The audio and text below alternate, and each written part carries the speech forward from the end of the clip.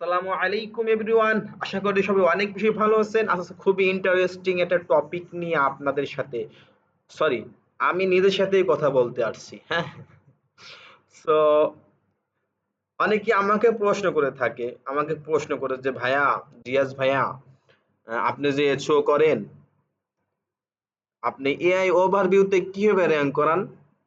কিভাবে আপনার website rank করবে, বা আপনি এইও জিইও কিভাবে করবেন? হ্যাঁ, ফার্স্ট অফ অল আমি আপনাদেরকে আচ্ছা আমার নামে সার্চ করি। আমি যদি গুগলে আসি, গুগলে এসে যদি আমার নাম রিয়াজ সিও এক্সপার্ট, ওকে,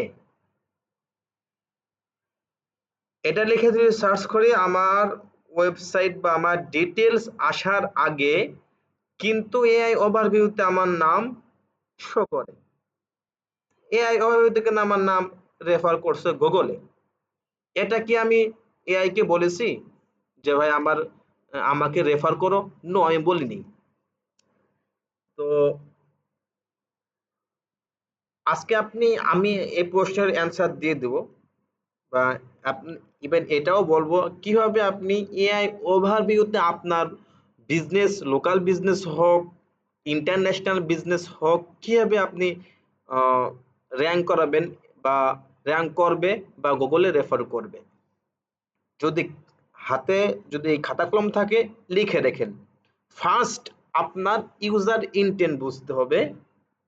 হ্যাঁ, ফার্স্ট হচ্ছে আপনার ইউজার ইন্টেন্ট বুঝতে হবে। ইউজার ইন্টেন্ট বুঝে আপনার নেক্সট স্টেপ যেতে হবে।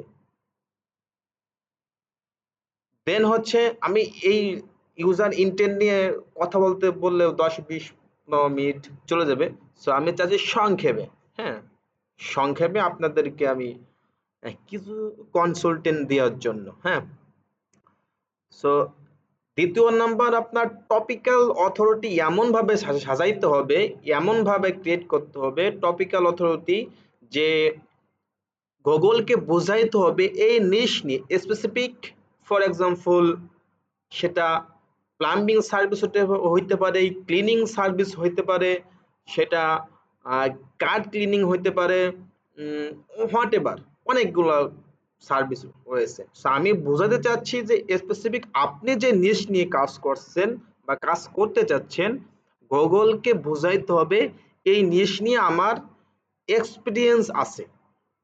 সো আপনি এক্সপিরিয়েন্স কিভাবে বাড়াবেন, গুগল কিভাবে এক্সপিরিয়েন্স বোঝাবেন, এই বিষয় নিয়ে কথা বললো আমার একটা ক্লাসের মতো হয়ে যাবে। সো আপনাদের চান যে ভাইয়া আপনি স্পেসিফিক এক একটা নিশ্চিত ধরে ধরে ক্লাস করে আমাদেরকে বোঝান, যদি আমি কমেন্ট পাই, অবশ্যই আমি এক একটা নিশ নিয়ে আপনাদেরকে, এক একটা টপিক নিয়ে আমি এক ভিডিও করে আপনাদেরকে দিব। অবশ্যই আপনারা এইগুলো দেখে উপকৃত হবেন। ওকে, সো দেন হচ্ছে আপনার ইইএটি মেনটেন করে আপনার কন্টেন্ট রাইটিং করা লাগবে। বর্তমান এআই আসার পরে, এআই কিন্তু আসছে অনেক আগে, কিন্তু আমরা এআই ফিউচার গুলি আমরা জানতে পারছি বা বুঝতে পারছি বা জানি অনেক পরে। হ্যাঁ, আমরা ওদের বুঝে থাকি যে এআই রিসেন্টলি আসছে। নো, এআই অনেক দিন আগে থেকে আসছে, অনেক বছর আগে থেকেই আসছে। আমরা হয়তো জানি না, হয়তো জানি।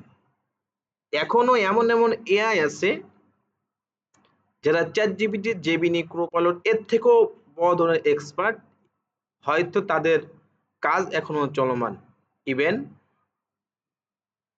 আপনারা, আচ্ছা আমি ওই দিকে না যাই, আমি ওই দিক এআই নিয়ে দরকার হলে আরেকটা ক্লাসে আমি বোঝাবো, নো প্রবলেম।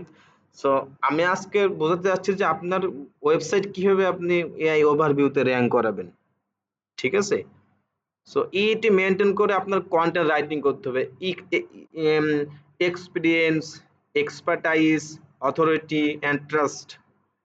আপনার ওয়েবসাইটকে, গুগলকে বোঝাইতে হবে এই বিষয়ে আমার ট্রাস্ট আছে, এক্সপিরিয়েন্স আছে।